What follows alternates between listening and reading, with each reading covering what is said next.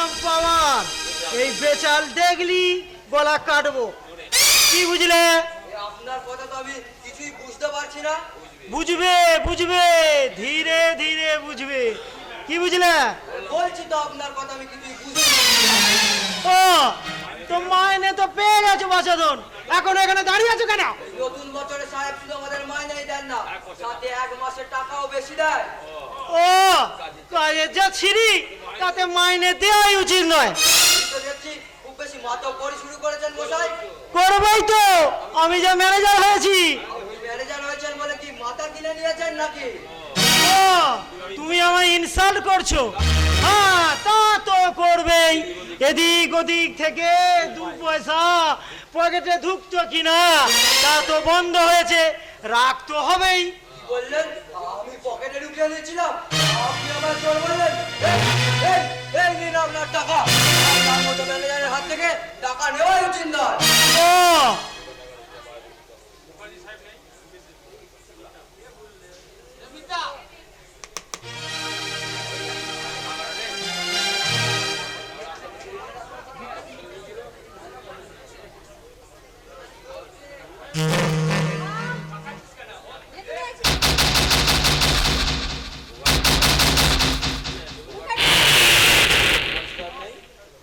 হরি, মুখার্জি সাহেব বাড়িতে নেই? না, কখন আসবেন? জানি না। কি বুঝলেন? আপনি বসুন দিদিমণি, এই সাহেব ফোন করেছিলেন, তিনি বললেন তিনি এক্ষুনি চলে আসবেন। তো সাহেবের কাছে কি দরকার বলুন, আমি খাতায় লিখে ফেলি। আমার নাম অম্বিকাচরণ মহাপাত্র। বুঝলেন? উনি তো বাজার সরকার ছিলেন, ওই সাহেব ওনাকে এই সব কিছুতে দেখাশোনা করার দায়িত্ব দিয়ে গেছে বলে উনি যা খুশি তাই করছেন। আচ্ছা আপনি বলুন দিদিমণি, ওই সাহেব যেখানে আমাদের বছরের শেষে এই এক মাসের টাকা বেশি দেন, আর উনি যদি সেটা দিতে না চান, এই আমরা মাইনেটা নেবো কেন? মাইনে না দিলে তা বই গেল, সাহেবের টাকা বেঁচে গেল। সাহেব ওদের মাইনে না দিয়ে টাকাটা বাঁচাতে বলেছেন? না, তা তো বলেননি। তাহলে টাকা বাঁচাবার কথা আপনি বললেন কেন? হরি, তুমি তোমার টাকাটাকে নিয়ে নাও। তারপর সাহেবকে যা বলার আমি বলছি না। আপনি বললেন বলে এই টাকাটা নিলাম দিদিমণি। জানেন উনি তো আমার চোর বলেছেন, আজ পর্যন্ত আমার এই কথা বলতে পারেন না। যা বোঝার সেটা বুঝে নিয়েছি। তাহলে এবার বলুন, সাহেবের সঙ্গে দরকারটা কি? এই আমি খাতায় লিখে ফেলি। সাহেবের সঙ্গে আমার কি দরকার সেটা সাহেবের কাছ থেকেই জেনে নেবেন। হরি, চলো তো সাহেবের বাড়ির ভেতরটা একটু দেখে আসি। চলো। আসুন আসুন।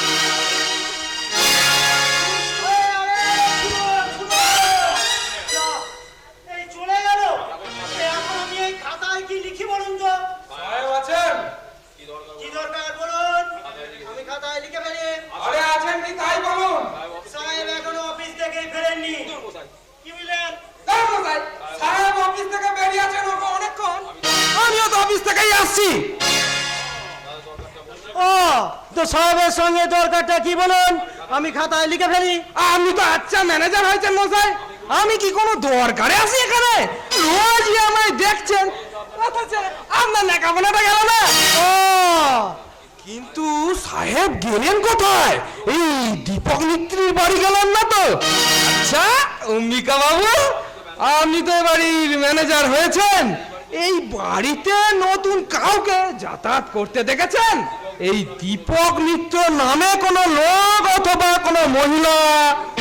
মহিলা? মহিলা বলতে তো বাড়ির ভেতরে একজন গেলেন। এই দেখতে কেমন? এই শাড়ি পরা। দূর মশাই, মহিলা হলে তো শাড়ি পরা হবেই। এই আভ্রত কেমন দেখলে? এই এই একেবারে ইলেকট্রিক কারেন্ট, টাচ করলেই শক খেতে হবে। ঠিক আন্দাজ করেছি, দীপক মিত্রের বই হবে। সাহেবের অনুভূতিতে এই বাড়ির মধ্যে ঢুকে পড়লো। তাই তো ভাবলাম। আরে আমি একটি ক্লাস, আপনার পারমিশন নিয়েছে না তো? তাহলে এবার বুঝুন আপনাকে কিরম ডোন্ট কেয়ার করেছে। আরে বাবা, এসব বাধা দেবেন সাহেবকে ভালো মানুষ পেয়ে ওরা সাহেবকে যে যা ইচ্ছে তাই করিয়ে নিচ্ছে। কি বলবো আপনাকে, ওই বউটা সাহেবের কানে কানে কি ঘুসঘুস করে বললো, সঙ্গে সঙ্গে দীপক মিত্রটা প্রমোশন হয়ে গেল। এই একেবারে প্রমোশন হয়ে গেল। বলছি কি, দীপক মিত্র নিজের বউটাকে লেলিয়ে দিয়ে থাক অম্বিকা বাবু, এখানে সেসব কথা বলাটা ঠিক নয়। ও তো খাতির বেশ জমে উঠেছে। একেবারে ঢলাঢলি, ছি ছি ছি ছি। আচ্ছা তো আমারও তো একটা বউ আছে, এই দেবো নাকি লেলিয়ে? আমি না পুরুষ মানুষ স্যার। ও তো পুরুষ মানুষ বলে বুঝি বউ লাগাতে নেই? শুনুন অম্বিকা বাবু, আপনি হলেন কি এ বাড়ির ম্যানেজার, এই বাড়ির পুরো ক্ষমতাই আপনার হাতে। ওই মহিলাটিকে আপনি আচ্ছা করে টাইট দিয়ে দেবেন।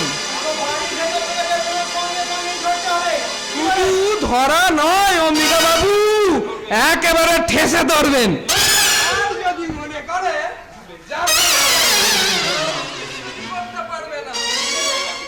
বাবু 100 টাকা দিন তো, সাহেবের জন্য স্পেশাল খাবার তৈরি হবে। বাজার থেকে কয়েকটা জিনিস কিনতে যেতে হবে। এই স্পেশাল হোক বা অর্ডিনারি, এখন কোনো টাকাই পাবে না। তাহলে টাকাটা দেবেন না তো? এই আমি নিজের মাইনে থেকে কিনে নিয়ে আসবো, পরে খেলাটা আপনি সামলাবেন। দেখেছেন বেটার ছেলে আসপর্দাতে একবার দেখেছেন? এই ছোট মুখে বড় কথা যদি বলো না, মুখটা টিপে একবারে ছেলে করে। এই দুদিনের যোগী আবার ভাতকে বলছে অন্ন। এই ঠাকুর চাকরদের মধ্যে না এই বেটাই সব থেকে বেশি পাজি। আচ্ছা একে কি করে সাহায্য করা যায় বলুন তো? বলবো হ্যাঁ বলুন। অম্বিকা বাবু, আপনাকে ভাবছেন সেটা কি করে করতে হয় আমার তো জানা নেই। কাগজ কলম বার করুন, আমি বলে দিচ্ছি।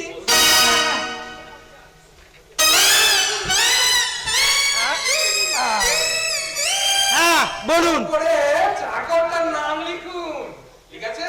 হ্যাঁ এবার লিখুন, অবাধ্যতার জন্য আইন অনুযায়ী তোমাকে সাময়িক চাকরি থেকে বরখাস্ত করা। আচ্ছা অম্বিকা বাবু, কত মাইনে পায়? এই 2000 টাকা। লিখুন, তদন্তের ফলাফল, ঠিক আছে?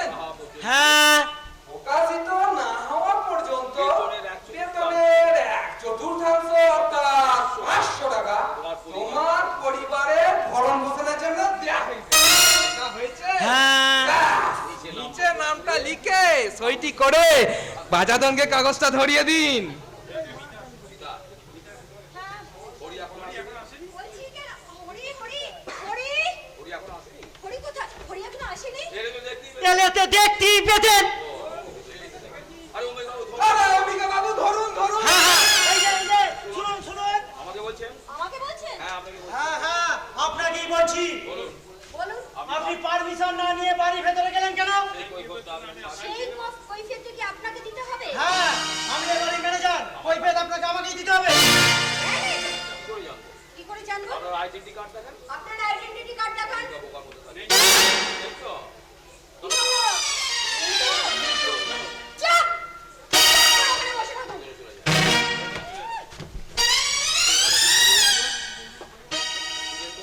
এই কিসের কথা বললেন বলুন তো? আরে বাবা, আইডেন্টিটি কার্ড মানে হলো পরিচয় পত্র। আগেই বললাম না আপনাকে, সাহেবকে বলে আজই একটা কাগজে ম্যানেজার বলে লিখিয়ে নেবে। এই যে এই নিজের টাকা থেকে কিনে নিয়ে যাও, পরে খেলাটা আপনি সামলাবেন। আরে দাঁড়াও দাঁড়াও বাছাধন দাঁড়াও, এখন ঠেলাকে সামলায় তাই দেখো।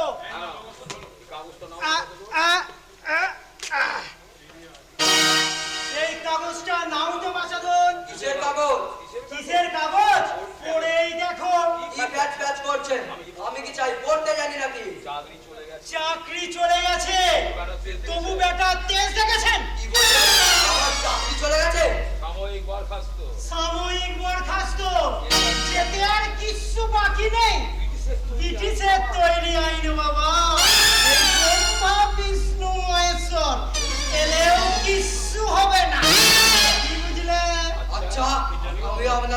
কলাটা বার করছি।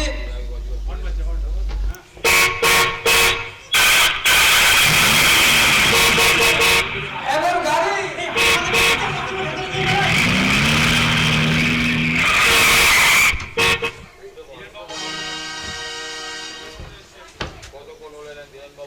বাবু আপনি কতক্ষণ? অনেকক্ষণ এসেছি স্যার। কেনই বা রোজ রোজ আসেন? তা বাড়িতে থেকে এক সময় সংসারে কাজকর্ম তো করলে তো পারতেন। অফিসটাকে আমি সংসার মনে করি স্যার। এই রাত্রে ঘুমিয়ে আমি অফিসের স্বপ্ন দেখি।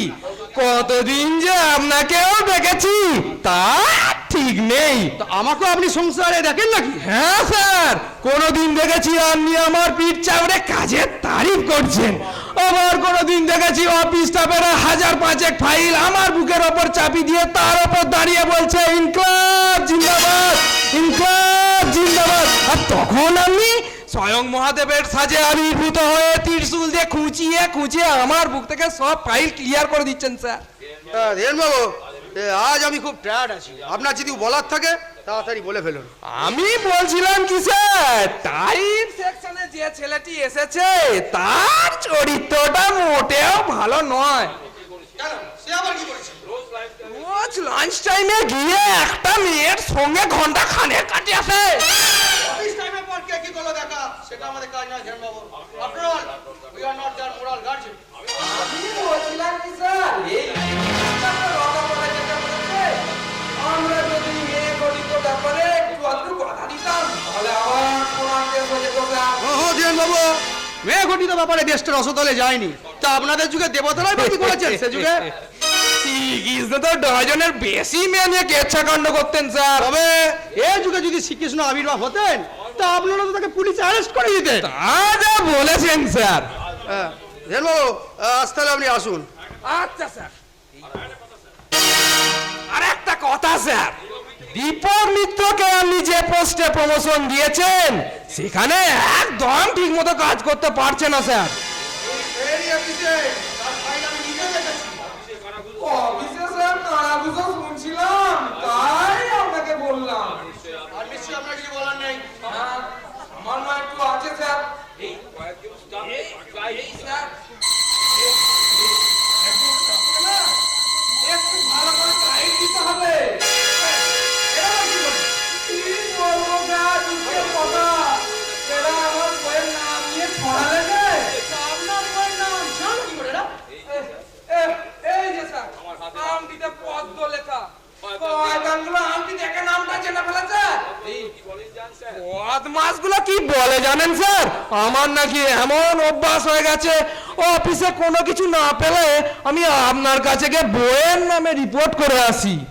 আচ্ছা ধীরেন বাবু, আমি আপনার ব্যাপারটা ভেবে দেখবো। একটু ভালো করে ভাববেন স্যার, ওদের সবাইকে টাইট দিতে না পারলে আমার আত্মার শান্তি হবে না। আমার সব কথা বলা হয়ে গেল, আর আপনাকে ডিস্টার্ব করবো না স্যার। নমস্কার স্যার। হরে হরে হরে, আমাকে ডাকছেন সাহেব? আমার তো আর চাকরি নেই। কে বললো তোমার চাকরি নেই? এই দেখুন অম্বিকা বাবু, বছরের শেষে তো বাড়তি টাকা দিলেনই না, চাকরি থেকেও বরখাস্ত করে দিলেন। এই ডাকো তুমি ওকে, ডাকো।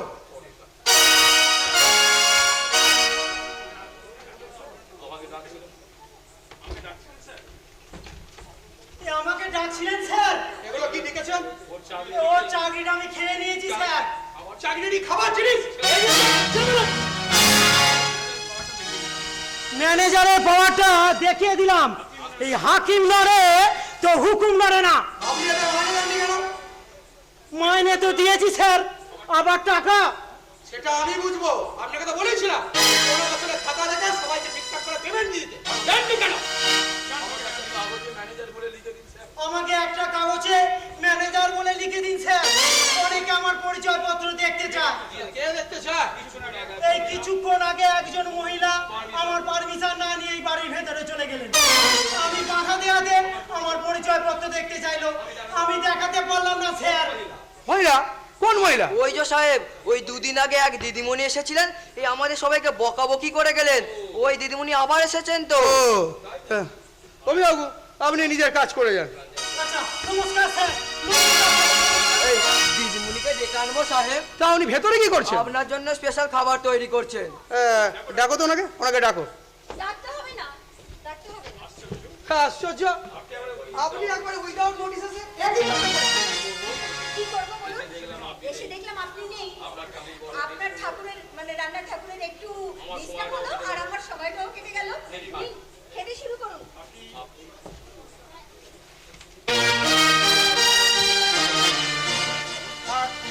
আর আপনি? আমি বানাবার সময় খেতে খেতে অনেক দেরি করে ফেলেছি। ওই, রান্না করে যাও, তোমার জন্য আর রাজনীতি ঠাকুরের জন্য কিছু রান্না দিচ্ছে। ঠিক আছে। Nice dress. ছোটবেলায় না আমার মা ঠিক এইভাবে সেই স্বাদ আমরা মা পেয়েছে না। হ্যাঁ নিশ্চয় করবেন, বল না। আপনি বিয়ে করেননি কেন? মিত্র, বিয়ে আমার হয়েছিল। She was my beloved wife. মারা গেছেন? না, ন্যাচারাল ডেথ তার হয়নি। I have killed her! আমি তাকে হত্যা করেছি! কি বলছেন আপনি? আপনি আপনার স্ত্রীকে হত্যা করেছেন? Yes! এই দু হাত দিয়ে যেমন তাকে আমি বুকে জড়িয়ে ভালোবেসেছি, কাছে টেনে আদর করেছি, আবার এই হাত দিয়ে রিভলভারের টুকরা টুকরে তাকে আমি পৃথিবী থেকে সরিয়ে দিয়েছি। আপনার প্রতি আমার অন্য ধারণা ছিল। আমার কথা শুনে আপনার ঘৃণা হতেই পারে মিসেস মিত্র, কিন্তু আপনি প্রশ্ন করেছেন, উত্তর তো আমাকে দিতেই হবে। আপনার শাস্তি হয়নি? হ্যাঁ, শাস্তি আমার হয়েছিল মিসেস মিত্র। আইনের চোখে দোষী সাব্যস্ত হয়ে আমার 7 বছর সশ্রম কারাদণ্ডের দণ্ড হয়েছে।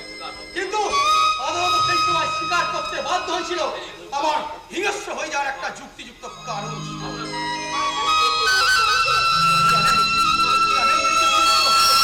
লোকে ভাবে এক, আর ঘরে আর এক। আমি কিন্তু খালি কন্যাই ছিলাম।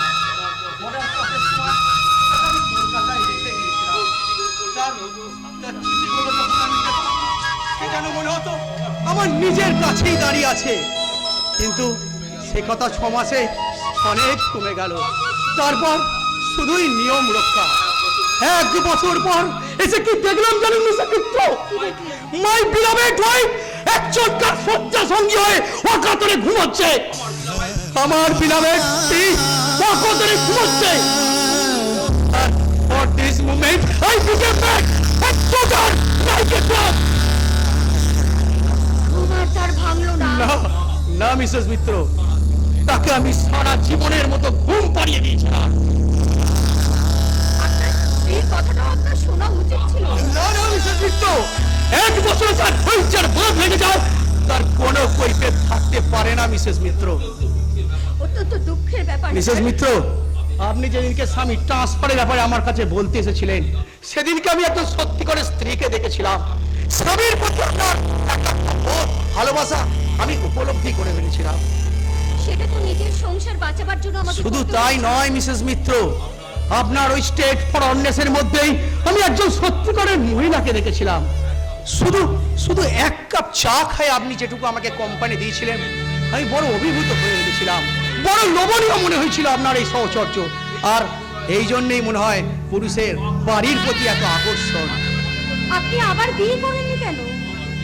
আমার ব্রিগেডিয়ার যিনি ছিলেন, তিনি আমাকে অনেকবার রিকোয়েস্ট করেছিলেন বিয়ে করবার জন্য, কিন্তু সেই সময় আমি মনে Now time is up. আর সময় নেই। অথচ এই জীবনটাকে এখনো না না মিসেস মিত্র, আমার আর কেউ নেই। I am only alone in this world. জানেন মিসেস মিত্র, এই যে দেয়ালের ক্যালেন্ডারের তারিখগুলো আমি যতই দেখি তারা তো স্থির, অনড়, অচল। যেতে চায় না। আপনাকে দেখাশোনা করতে এমন একজন আপনার পাশে থাকা ভীষণ মিসেস মিত্র, আপনি জানেন রোজ আমাকে সময় কোম্পানি দিয়ে দিতেন, ঠিক যেমন সেদিন দিয়েছিলেন, আর আজ এসে আপনি দিচ্ছেন। হ্যাঁ, আপনি আন্তরিকতা ভালোবাসা আপনি তা পারবেন না। কথাগুলো আমি ইমোশনালি বলে ফেলেছি, কিছু মনে করবেন না। আমি পারবো। কি করে পারবেন আপনি মিসেস মিত্র? এই সমাজের নিয়ম যে বড় কঠিন। তাছাড়া দীপক মিত্র কি সহজভাবে মেনে নিতে পারবে? তাতে তাতে তো আর এক অশান্তি বাড়বে। কোনো অশান্তি পারবে না, কারণ আমি আপনার কাছে আপনার বোন হিসেবে রোজ কি আসবো। বললেন মিসেস মিত্র? আপনি আমার বোন হয়ে রোজ আসবেন? আমার একটা বোন হলো। আমি দাদা, I am not alone. I am not alone. It's a wonderful discovery. John Barrett's company executive officer.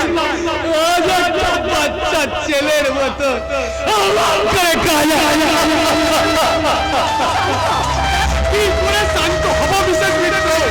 এখন যে আমার আনন্দের ভাগ ভেঙে গেছে, আনন্দের ভাগ ভেঙে গেছে। এখন আমার অনেক কাজ।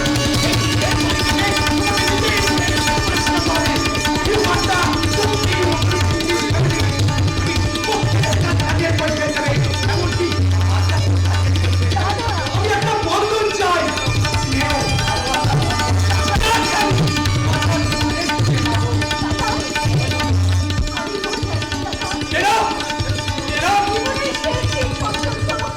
আমি তোমার কাছে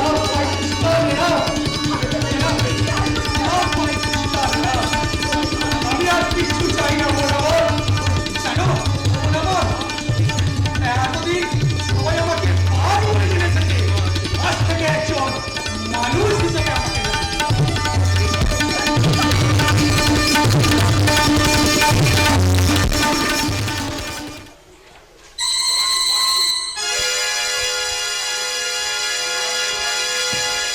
একটা অসম্ভব ব্যাপার আমি কি করে মেনে নেবো? বলা নেই বউ নেই, বিয়ে করলেই হলো। বাড়িতে মা ভাই বোন কেউ জানলো না, বিয়ে হয়ে গেল। বিয়ে হয়ে গেল? এই বিয়ের পেছনে তোমার কি যুক্তি থাকতে পারে দাদা? এটা বিয়ে নয়, এটা একটা অ্যাক্সিডেন্ট। অ্যাক্সিডেন্ট? হ্যাঁ, বিয়ের আগের দিনে কি তুমি জানতে পারোনি যে তোমার বিয়ে হবে?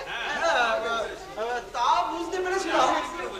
তাহলে অ্যাক্সিডেন্ট কি করে বলছো? এটা বিয়ে নয়, বুঝলি? বিয়ে নয়, তবে কি? মানে ওই সমঝোতা। তুমি আমার স্ত্রী, আমি তোমার স্বামী, মানে ওই ছোটবেলায় সব পুতুল খেলে না, এটা সেই রকমই তাই।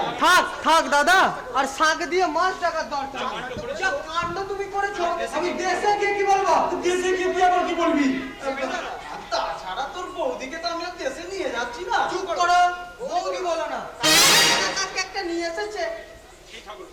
ছি ঠাকুরপো, ছি, দাদার সঙ্গে ওইভাবে কথা বলে? আপনি আমাকে ঠাকুরপো বলবেন না। আপনার সাথে আমার কোনো সম্পর্ক নেই। নাই বা থাকলে সম্পর্ক, জল খাবার এনেছি, খেয়ে নাও। আপনার স্বামীকে খাওয়ান, আমার জন্য বাইরে হোটেল রেস্টুরেন্ট খোলা আছে। দাদার বাড়িতে এসে হোটেল রেস্টুরেন্টে খাবার খেলে দাদার ভীষণ দুঃখ পাবে। যে দাদা এত স্বার্থপর, তার কোনোদিন দুঃখ হতে পারে না। কি বলছিস তুই? আমি স্বার্থপর? হ্যাঁ, স্বার্থপর না হলে ফ্যামিলির এই অবস্থায় তুমি বিয়ে করতে পারবে না দাদা। বাড়িতে অবিবাহিত বোন, বিধবা মা রয়েছে, তাছাড়া আমার এখনো চাকরি হয়নি। এই অবস্থায় তুমি সংসার পেতে বসে বাড়িতে টাকা পাঠানো বন্ধ করে দিয়েছো। পুরো আমি এই কারণে টাকা পাঠানো বন্ধ করিনি রে। আসলে কোঅপারেটিভের মাধ্যমে আমি একটা জমি কিনেছিলাম, অনেকগুলো টাকা লেগেছে, তাই তো আমি টাকা পাঠাতে পারিনি। ও, জমি কিনেছো, এরপর বাড়ি করবে, সেই বাড়িতে তুমি থাকবে, তোমার ওই বউ থাকবে, আর আমাদের কি হবে? তোরাও তো থাকবি সেই বাড়িতে, এই বাড়িতে তো সমান অংশ তোরও। থাক দাদা, আমাকে বোকা পাওনি, আমি না লেখাপড়া শিখেছি। খাবারটা কিন্তু ঠান্ডা হয়ে গেল। বললাম তো খাবো না। আমার ব্যাগটা কোথায় রেখে দিয়েছিলি? আমি দুপুরের গাড়িতেই চলে যাবো। আমার বিছানার পাশে রেখে এসেছি, যাও সেখান থেকে নিয়ে এসো। আচ্ছা।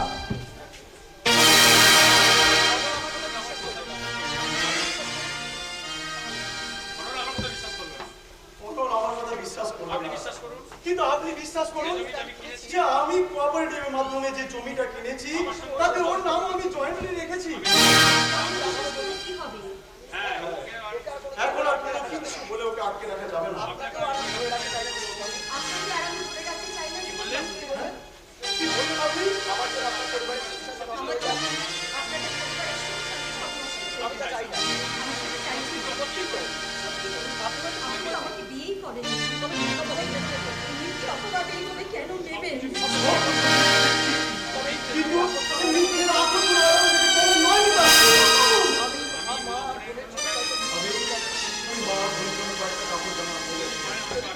যদি পারেন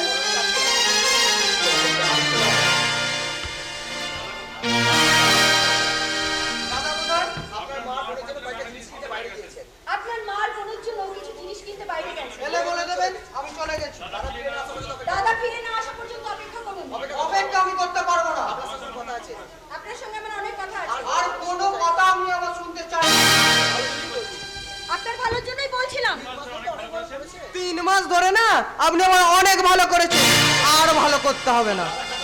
দাদার টাকা দেবো তো বন্ধ হয়ে গেছে, এবার মাকে বোনকে নিয়ে সংসার চালাবেন কি করে? ভিক্ষে করে চালাবো, তবু আপনাদের কাছে না হাত পাততে আসবো না। বাবা কি বাহাদুরি কথা রে, লেখাপড়া শিখে ভিক্ষে করবো এই কথাটা বলতে আপনার লজ্জা লাগে না? কেন চাকরি করতে পারেন না?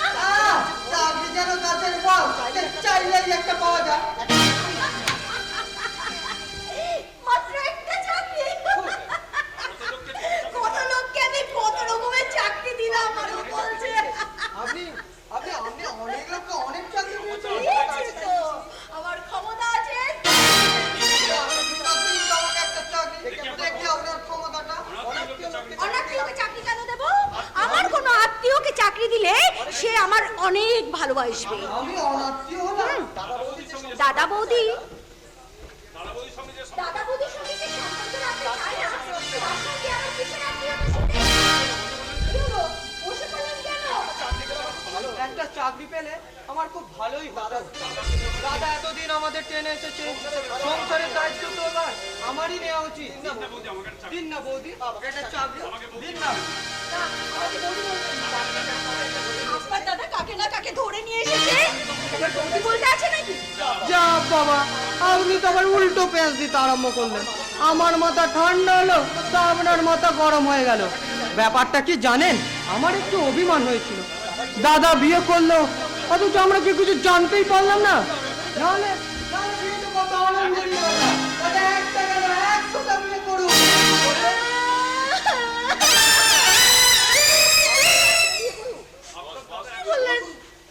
কি বললেন আপনি? আপনার দাদা 100টা বিয়ে করুন, আপনি এই কামনা করছেন? কি সর্বনেশে কথা! কি আশ্চর্য, কামনা কোথায় করলাম, এই তার কথা বললাম আর কি। ইস, কাঁদছেন কেন?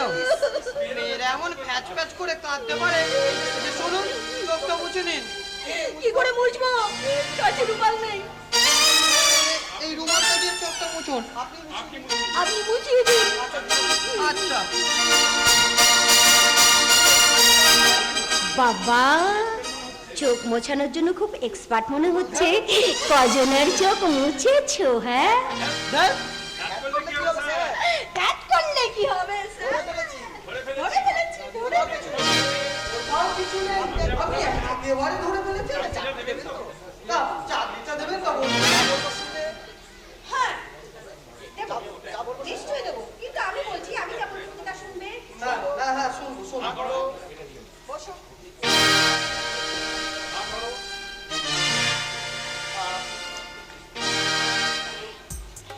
হা করো। আপনি না, আপনি খুব ভালো বৌদি। ভালো। এবার ব্যাগটা যদি ঘরে রেখে দিয়ে আসো, তাহলে আমি বুঝবো তুমিও ভীষণ ভালো ঠাকুরপো। আসলে আমরা দুজনেই খুব ভালো।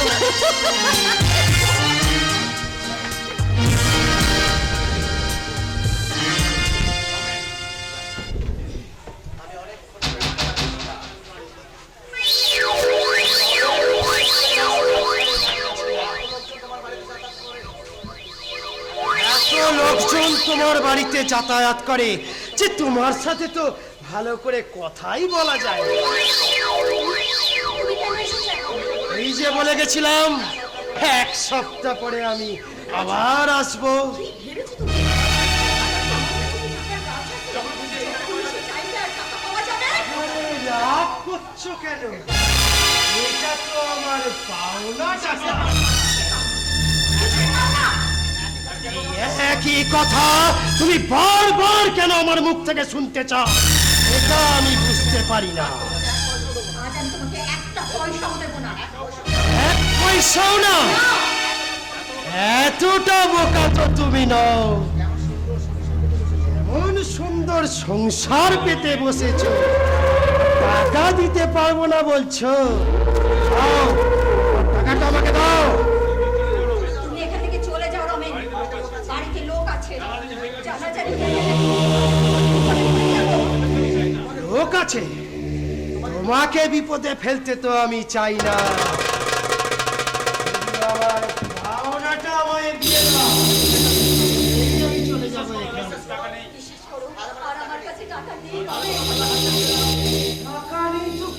আছে, তোমার ওই গলার হারটা তো আছে। না, না, কিছুতেই না। পেটে পেটে তোমার বড্ড বেশি লোভ বেড়ে গেছে, তাই না? তুমি না দাও, আমি ওই হাতটা খুলে নিচ্ছি। তাই না? বেরিয়ে যাও, তা নাহলে আমি কিন্তু তোমাকে পুলিশের হাতে তুলে দেব। এবার পুলিশের ভয় দেখাচ্ছ। একটা চোর, একটা বদমাশ। ওকে তুমি এই বাড়ি থেকে বার করে দাও। চল বাচ্চা, বেরিয়ে যাও বলছি। হাত নামাও। ওর সাথে আমার একটা সম্পর্ক আছে। না, না, মিথ্যা কথা। ওর সাথে আমার কোনো সম্পর্ক নেই, ঠাকুরপো। আমি বলছি তুমি ওকে বার করে দাও। বেরিয়ে যাও। তোমার মাথার গুলি উড়িয়ে দেবো। ওকে সরিয়ে নামাও। যাচ্ছি। এর ফলাফলের জন্যে তোমরা তৈরি থেকে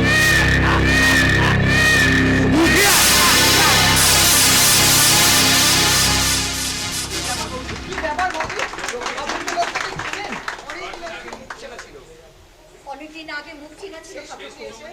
সেই সুযোগ নিয়ে এসে টাকা দাও বলে ঝামেলা করছিল। তোমার দাদাকে যেন এসব কথা বলে না। তারাই ভাবে কি সম্মতি ভঙ্গ করে যাচ্ছে।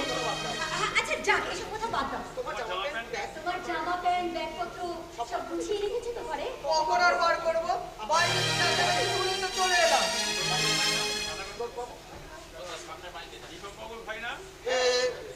দীপক বাবুর ভাই না? হ্যাঁ রাধাকান্ত বাবু। ও, এখনো তাহলে আছে। দীপক বাবু বলছিল ও নাকি দাদার কাছে এসে থাকতেই চায়। হ্যাঁ সেরকমই একটা। Very bad. এই বয়সে ঘরকুনো হয়ে বসে থাকাটা খুবই উচিত নয়। পেলেই ঘুরে বেড়াবে। আসলে আত্মীয়র বাড়িতে ঠিক পোষায় না। বন্ধুদের সঙ্গে আমি বেড়াই তো। এই তো সামনের পুজো থেকে দার্জিলিং বেড়াতে যাবো। এখন থেকেই সব ঠিকঠাক হয়ে গেছে। বললে খবরদার, তাহলে তো কোনো যাবে না। কেন? পাহাড় হচ্ছে মায়াবী রূপসী। বাইরের সৌন্দর্য দিয়ে ওরা মানুষকে কাছে টেনে আকর্ষণ করতে চায়। আসলে ওরা একটা রাক্ষসী। মানুষের তাজা রক্ত খাওয়ার জন্য ওদের জিন সরকার ভুল করে ভুল। পাহাড় অনেক উঁচুতে নিজের রূপে মায়াজাল বিছিয়ে রাখে। মানুষ মুগ্ধ হয়ে সেই রূপের ছোঁয়া পেতে চায়। তাই তো তারা পাগলের মতো উঁচুতে, আরো আরো উঁচুতে। ব্যাস, তখন ওই এক ছাকুনি দিয়ে মানুষের শরীরগুলোকে তার পায়ের কাছে আছে। তখন তখন তাদের দেহগুলো ফেটে তেতলে ঝরঝর করে রক্ত বেরোয়। আরে ক্ষুধার্ত রাক্ষসী তখন ওই রক্তগুলোকে চেটে চেটে খায়। রাধাকান্ত বাবু, শয়তানি পচে না, তার এই তৃষ্ণা মেটাতে গিয়ে এই সমতল ভূমির কত মানুষের বুকের পাঁজর ওরা ভেঙে ঘুরিয়ে দেয়। রাধাকান্ত বাবু আপনি শান্ত হন আর এখন আপনি বাড়ি ফিরে যান। রাধাকান্ত বাবু, হ্যাঁ হ্যাঁ যাবো। সব অভিজ্ঞতা এখনো হয়নি। তাই ওকে একটু বুঝিয়ে বলছিলাম, নদী জঙ্গল সমুদ্র যেখানে খুশি যাও, কখনো ওই পাহাড়ে কখনো যাবে না। ওই ওই পাহাড়ে তুমি কখনো যাবে না। ওই ওই পাহাড়ে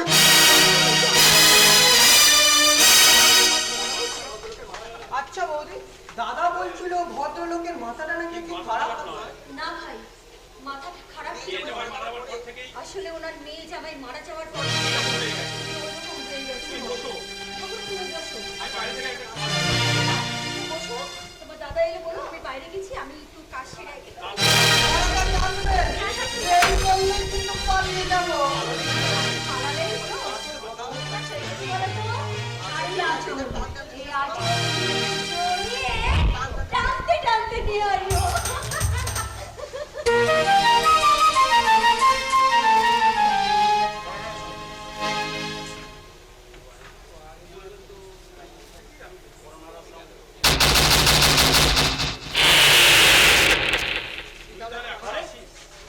তুই তাহলে এখনো আছিস?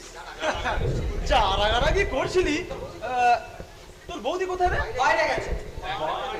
এই দেখ অনল, মার কাবেরীর জন্য কাপড় কিনে এনেছি। আচ্ছা দাদা, আমি চলে গেলে তুমি এগুলো কার সাথে পাঠাবে?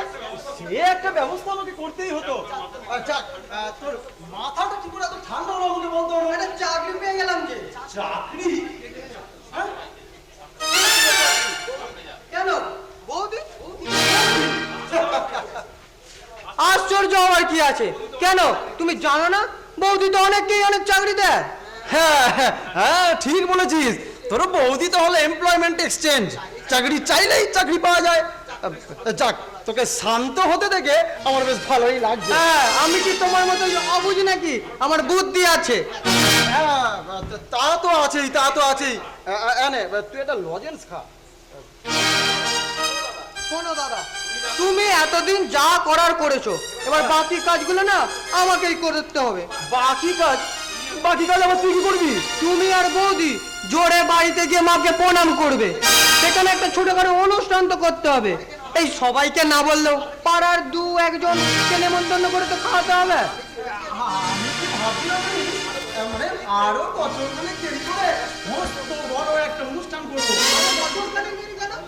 মানে এই 2-4 বছরের মধ্যে তো ভাই বিবাহের কিছু একটা হয়ে যেত, তার বুঝলো। আর আমার বিয়ের অনুষ্ঠান একসাথে সেরে ফেলতাম আর কি। তোমার মাথাটা কি খারাপ নাকি? কেন রে? সেরকম কিছু দেখছিস নাকি?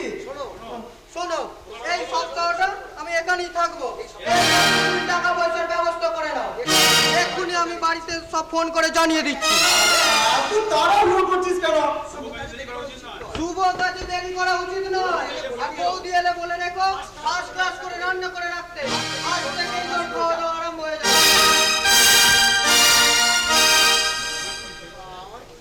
আমার কি হয়েছে? আমার বিয়ে হয়েছে।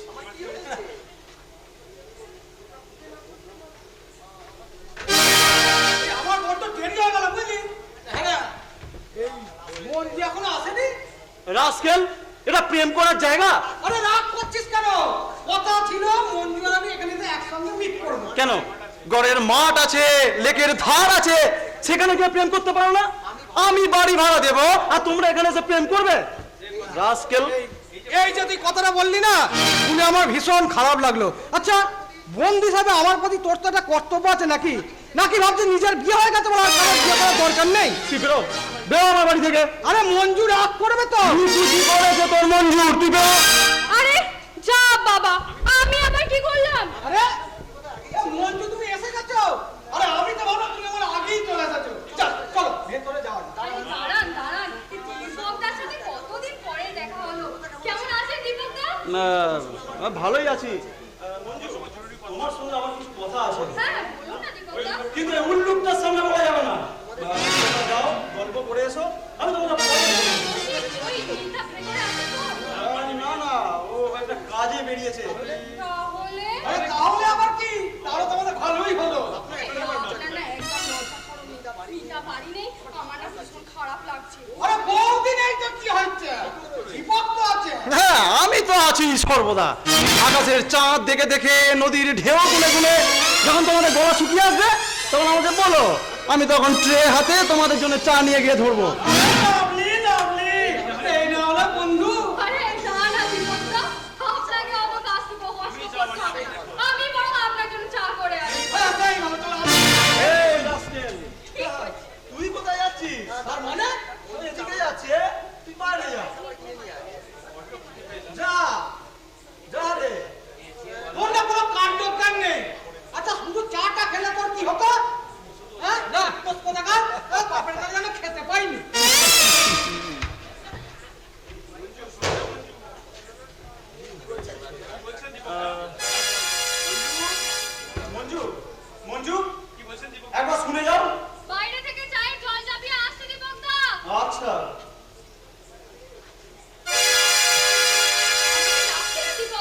হ্যাঁ মঞ্জু, আচ্ছা তরুণকে বাইরে পাঠালাম বলে তুমি কিছু মনে করলে না? আরে আপনি যে কি বলেন না, আপনারা বন্ধু বান্ধব ঠাট্টাই আর কি করবেন, এতে আবার আমি রাগ করবো কেন বলুন তো? তোমাকে আমি একটা কথা জিজ্ঞেস করবো মঞ্জু। কি কথা দীপক দা? তোমার বান্ধবী মিতা বিয়ে করতে চায় না কেন বলতে পারো? সে কথা আমি জানি না দীপক দা। তুমি সব জানো মঞ্জু, কিন্তু তুমি বলতে চাইছো না। আচ্ছা দীপক দা, এই সব কথা তো আপনি মিতাকে জিজ্ঞাসা করলেই পারেন দীপক দা। অনেক দিন জিজ্ঞেস করেছি, কিন্তু ও কিছুতে বলতে চায় না। তুমি তো জানো মঞ্জু যে আমরা কি সম্পর্ক নিয়ে সমাজে বসবাস করি। তোমায় বলতে বাধা নেই, এই মিথ্যে অভিনয় করতে করতে আমি মনের দিক থেকে অনেক কাছাকাছি চলে গেছি। ভুল, আপনি ভুল করেছেন দীপক দা। এই- এ কোনো দিনও সত্যি হতে পারে না। এই সতর্কতা আমি বারবার মিতার কাছ থেকে পেয়েছি, কিন্তু আমার মনটা তো মেশিন নয়। আমি বুঝতে পারি না মঞ্জু, এমন কি বাধা থাকতে পারে যাতে করে আমাদের এই মিথ্যে সম্পর্ককে বাস্তবে রূপায়িত করতে পারি না। আচ্ছা এই সব কথা এখন থাক না দীপক দা। না মঞ্জু, তুমি বলো। আমার ছোট ভাই জেনে গেছে আমি বিয়ে করেছি, কয়েকদিন পর আমার বাড়ির লোকজন জানতে পারবে। না না, এর একটা ফয়সালা আমাকে করতেই হবে।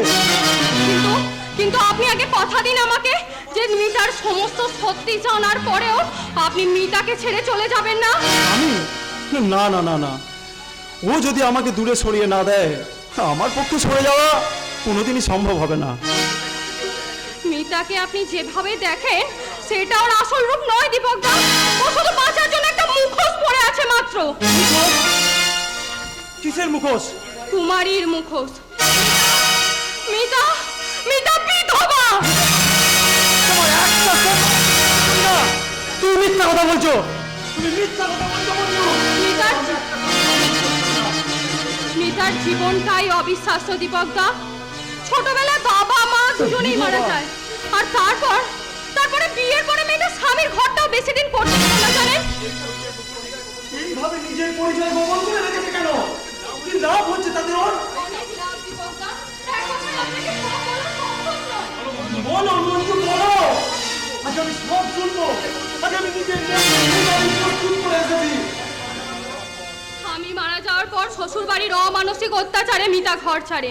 তারপর অনেক চেষ্টা করেছিল মেয়েটা একটা চাকরির জন্য, কিন্তু কোথাও কিছু না পেয়ে সেটা আমার কাছে আসে।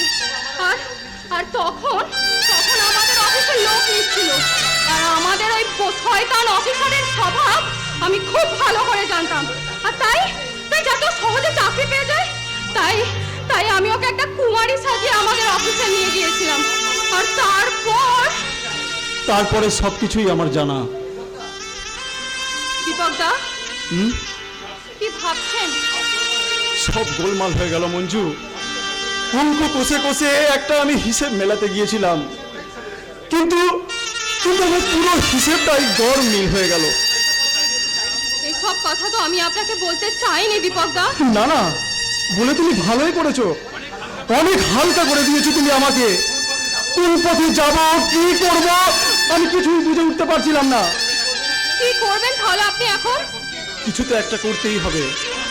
এইভাবে তো আর জীবনটা কাটানো সম্ভব নয়।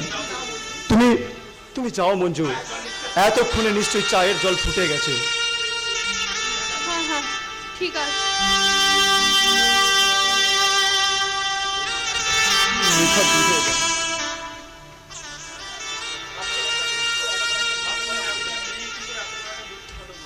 আপনি ভাবছেন একটা মেয়ে কি করে এত বড় মিথ্যে কথা বললো? মিথ্যে বলে এতটা দিন কিভাবে অভিনয় করে কাটালো, তাই না? আপনি বাইরে থেকে সবকিছু শুনেছেন? জোর করে আমি আমার বর্তমান চেষ্টা করছিলাম। আপনি এত আক্ষেপ করছেন কেন? আমি কিন্তু আপনাকে দোষারোপ করিনি। সেটা আপনার মহত্ব। আপনি করুণা করে আমাকে দোষারোপ করছেন না। ও, আপনি শুধু এসব ভাবছেন। আমার জন্য আপনি অনেক কষ্ট স্বীকার করেছেন দীপক বাবু।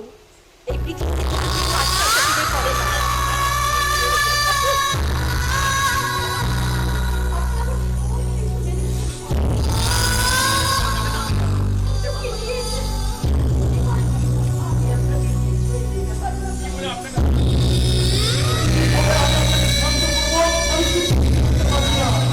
এখন তো আমার মনে হচ্ছে সবকিছু জানা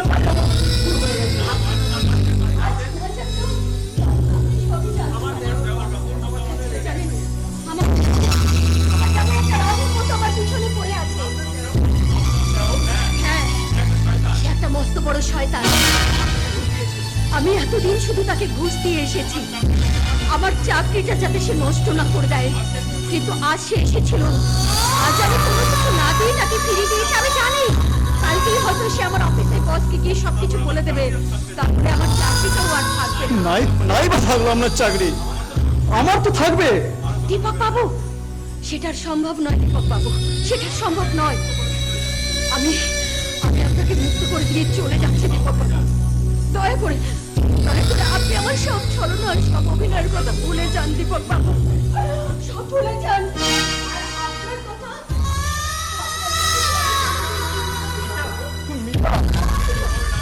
সারা জীবন আপনার কথা মনে থাকবে। নামটা না, আর এভাবে আমাকে ডাকবেন না। জীবনটা একটা ছেলে খেলা নয় মিতা। তিল তিল করে মনের মধ্যে যে স্বপ্নকে আমি গড়ে তুলেছি তাকে তুমি এক মুহূর্তে ভেঙে দিতে পারো না। তুমি রাজি হয়ে যাও, দেখো মনের মধ্যে সাহস আনো, দেখো সবকিছু ঠিক হয়ে যাবে। ক্ষমা করবেন দীপক বাবু।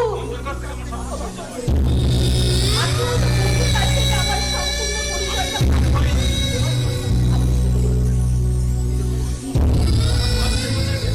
আমার 3 বছরে একটা ছেলে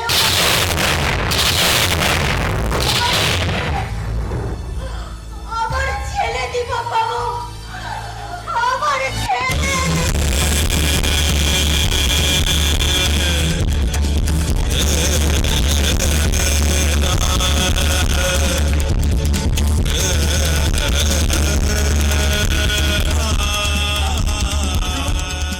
মঞ্জু, তুমি একবার শোনো। সব শুনেছি দীপক দা, কিন্তু কিন্তু ভয়ে আমি মিতার সামনে আসতে পারিনি। কেন যে আপনাকে আমি এসব কথা বলতে গেলাম, আমার মনে আজকে এত বড় একটা কাণ্ড হয়ে গেল। মিতার যে একটা ছেলে আছে এই কথাটা তুমি আমাকে বলোনি। আপনি আরো বেশি দুঃখ পাবেন কথা ভেবেই আমি আপনাকে বলিনি দীপক দা। ও এইভাবে গোপন করে তোমরা আমার সব কিছু চোখ পাকিয়ে দিচ্ছ। মিতা কিন্তু এইভাবে চলে গেল, ওকে তো ফিরিয়ে আনা দরকার। ছোটি ছোটি দিয়ে আপনি তো ছেড়ে পারবেন না দীপক বাবু, ওকে আমি খুব ভালো করে চিনি। কোথায় থাকবে, কি করবে, আমি তো কিছুই বুঝে উঠতে পারছি না। আচ্ছা আচ্ছা, ছেলে কোথায় তুমি আমাকে বলতে পারো? বলো, চুপ করে থেকো না মঞ্জু, বলো। হ্যাঁ, তা আমি বলতে পারি। Holy child hostel. Holy child hostel. আমি এক্ষুনি আসছি। দীপক দা, এটাই ভাবুন না কেন, আমি তো তোমার প্রশংসাই করব। সমাজে নিকৃষ্ট মানুষের চোখে ধুলো দিয়ে তুমি বাঁচার জন্য চেষ্টা করেছো। আজ পর্যন্ত তুমি কারোর কাছে সারেন্ডার করো, আর এখানেই তোমার সাকসেস। তুমি চাকরির কথা ভাবছো, তোমার অফিসের সাহেব তোমাকে ছাড়িয়ে দেওয়ার আগে তুমি নিজেই চাকরি ছেড়ে চলে এসো। তাহলে আমার কিভাবে চলবে দাদা? তোমার দাদা আছি, আমরা সেই জন্য সঙ্গীরা। দাদা, অনিতা, আজ আমার আমন্ত্রণ এই হয়েছে, এতদিন আমি কিছু পড়বার মতো পেয়েছি। যা সঞ্চয় করেছি, যা উপার্জন করেছি, তা নিয়ে আমার কম ভাবনা ছিল না। তুমি দেখো, কে নেবে, কে খাবে, এখন দেখো ভগবান ঠিক যে খাবার যে দেবা এই আমার কাছে পাঠিয়ে দিয়েছে।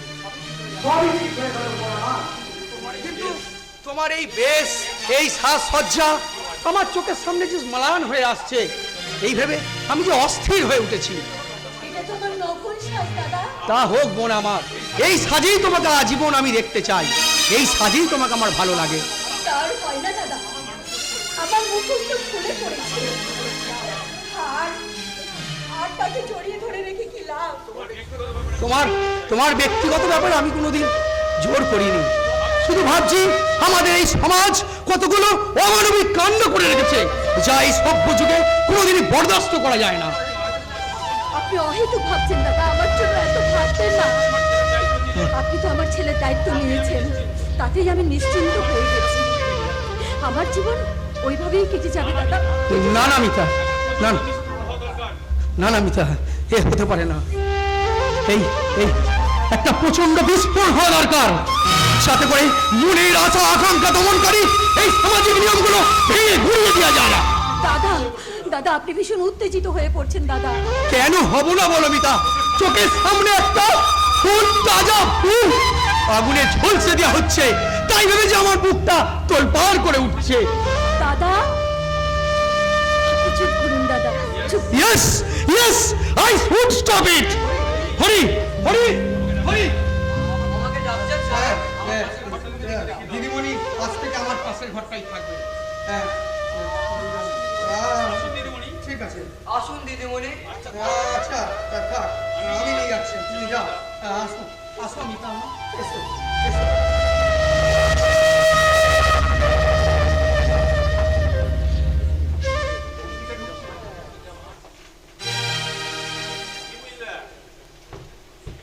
কি বুঝলে? কি বুঝলাম? এই বাড়িতেই থাকবে নাকি? সবই তো জানেন, তবে আবার নেকু সাজছেন কেন? এইবারে গেছিলে হরি, এই বাড়িতে থাকতো না, তাই রোজ একবার করে এসে খবরদারি করে যেত। এইবারে তো হাত দিয়ে গলা কাটবে। যে যেমন লোক তার তেমন শাস্তি হবে। সবই আমার কপাল। এই বাড়িতে ভাবলাম ম্যানেজার হয়েছি, কত ক্ষমতাই না হাতে পেলাম। শেষমেশ একজন লেডি ম্যানেজার আমার ঘাড়ের উপরে চাপালে।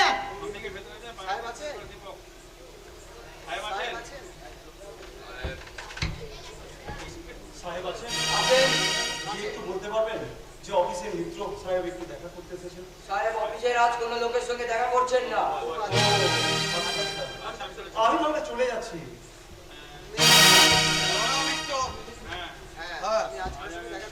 হরি ঠিকই বলেছে, আজ আমি কারোর সঙ্গে দেখা করছিলাম না। আমি আপনার কাছে ক্ষমা চাইতে এসেছি স্যার।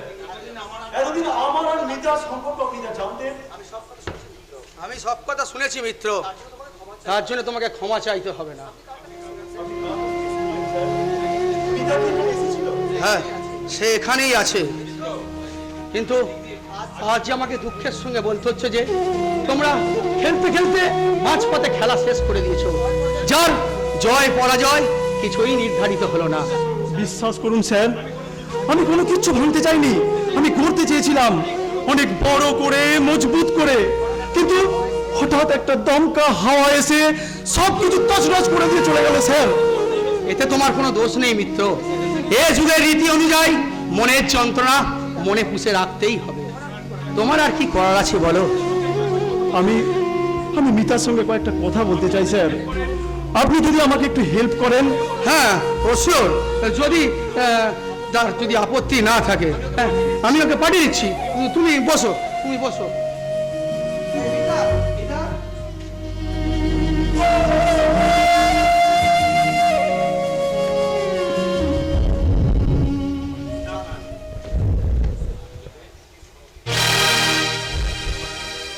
চা খান। বাড়িতে থাকতে তো অনেক কাপ চা করে দিতে হতো। নিন। না, চা খেতে আমার ইচ্ছে করছে না। আপনার খোঁজ করতে আমি আপনার ছেলের হোস্টেলে গিয়েছিলাম। কি বললেন? আপনি আমার ছেলের হোস্টেলে গিয়েছিলেন? আমার ছেলেকে দেখে আপনার কি মনে হলো? মনে হলো ওই ছেলেটি যদি আমাদের দুজনের একবার যদি ওকে আমি আমার বুকে ছড়িয়ে আদর করতে পারতাম। বলছেন আপনি? যা মনে হচ্ছে তাই বলছি। ফুটফুটে একটি ছেলেকে দেখে কেমন যেন নেশা লেগে গেছে আমার। কি আকর্ষণ ওইটুকু ছেলে! আমি যে পাগল করে দিয়েছো আমাকে। আমি যে ওকে ছেড়ে ছাড়া আর অন্য কিচ্ছু ভাবতে পারছি না। শুধু একটু অধিকার পেতে দিতাম। ওকে ছেলের মতো করে বুকে জড়িয়ে ধরার অধিকার। কেন অমত করছো? কোনো অনুভূতি কি তোমার নেই? হৃদয় বলে কিছু নেই? আছে তো, আছে, সব আছে। তবু আমি পারবো না দেখুন বাবু। কেন পারবে না মিতা?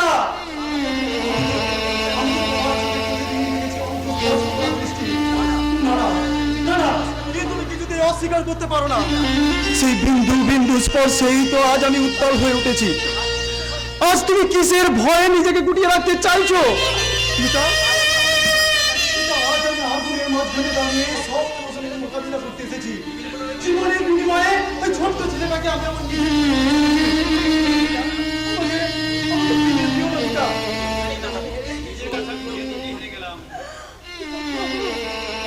হেরে গেলাম দীপক বাবু, আজ আমি নিজেই নিজের কাছে হেরে গেলাম। জোর করে আমাকে অস্বীকার করতে চেয়েছিলাম। পারলাম না দীপক বাবু। আজ আমি কিছুই করতে পারলাম না। কিছুই পারলাম না। আমি আপনাকে সব অধিকার দেব দীপক বাবু। ওই ছেলে আমারও আর আপনারও।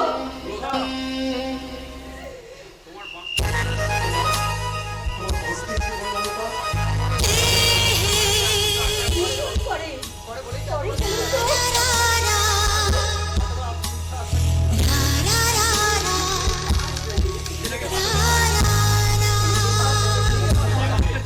আমি নিজে সুখ আনন্দ করে কেটেছি।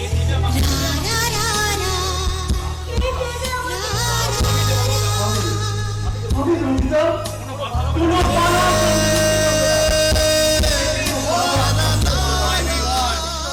একটা হবে, দুটো হবে, তিনটে হবে, তারপর দেখবে এই সমাজের বস্তা পচা নিয়মগুলো ভেঙে ডাস্টবিনে সব চলে গেছে। দাদা